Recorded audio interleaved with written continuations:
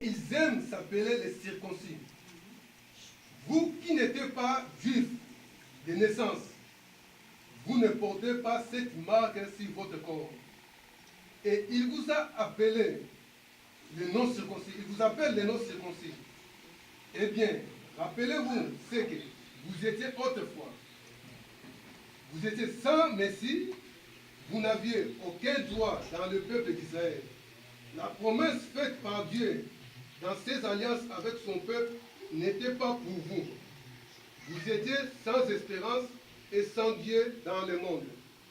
Mais maintenant, dans le Christ Jésus, vous qui étiez loin, vous êtes devenus proches par le sang du Christ. Amen. Oui, c'est lui qui est notre paix. Avec les Juifs et les non-Juifs, il a fait un seul peuple, Amen. a donné sa vie sur la croix. Le Christ a détruit le mur de haine qui les sépare. Il a enlevé toute valeur à la loi de Moïse, à ses commandements et à ses règles. Alors, avec les Juifs et les non-Juifs, le Christ a créé un seul peuple nouveau en union avec lui. Et ainsi, il a fait la paix entre eux. Amen. Hein? Amen. J'espère que vous avez lu aussi de votre côté. Donc, ce qu'on voit ici, c'est la paix que Dieu a fait entre les Juifs et les païens. Dieu est amour. C'est lui qui a commencé à faire la paix envers nous. C'est lui qui a commencé à faire la paix, à mettre la paix entre le peuple juif et le païen. Tellement il est amour. C'est lui qui a créé le monde, qui a créé l'humanité. Il ne pouvait pas rester seulement le Dieu des Juifs. Par sa bonté, il a envoyé Jésus-Christ. Par la mort de Jésus-Christ sur la croix, que nous avons eu la réconciliation entre nous, les autres peuples, et le peuple juif.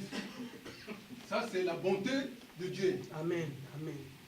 Aujourd'hui, si nous participons à la même alliance, à la même promesse, c'est grâce à la paix que Dieu a fait envers nous, les autres peuples.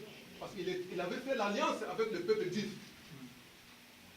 Donc s'il restait seulement le peuple, pour le Dieu des peuples juifs, pour nous, nous serons tous des morts.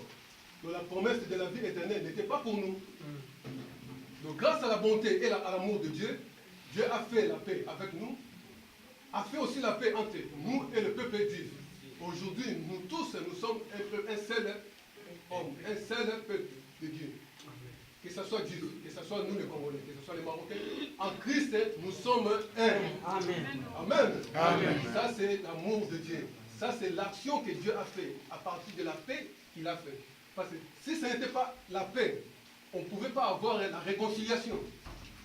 La réconciliation est venue à partir de la paix. Parce qu'au moment où nous étions méchants envers Dieu, nous étions des ennemis, il y avait eu un mur de séparation.